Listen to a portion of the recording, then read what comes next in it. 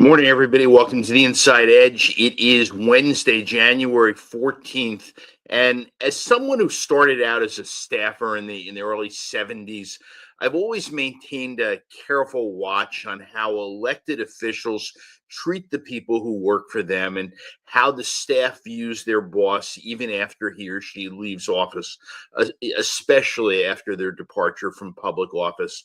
And sometimes this is a connection that lasts a lifetime. So, one of my takeaways from listening to Governor Phil Murphy deliver his eighth and final State of the State address yesterday was how Murphy showed appreciation for his staff, how many ex-staffers were in the assembly chamber to watch his farewell. The governor recognized that he couldn't do this job alone, and he gave some shout outs in recognition to those who have helped him along the way. And, that gallery included current Murphy staffers. There were former staffers like George Helmy and Justin Braz, Dan Bryan, Mike Delamater, Paramel Garg, Joe Kelly, people who've moved to the private sector but remained in the governor's inner circle for the duration of his time in office. And I should note that there's six staffers who walked into the office of the governor on day one in January 2018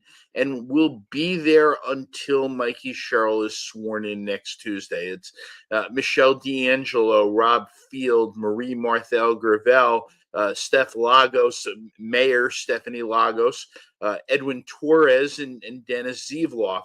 And these lights on, lights off group is exclusive. It shows incredible dedication. It's the kind of things that elected officials depend on. And it was moving to hear the governor remember the work of Louisa Carmen. She was a member of his policy team who was tragically killed in a multi-car crash in the early morning hours of New Year's Day 2024.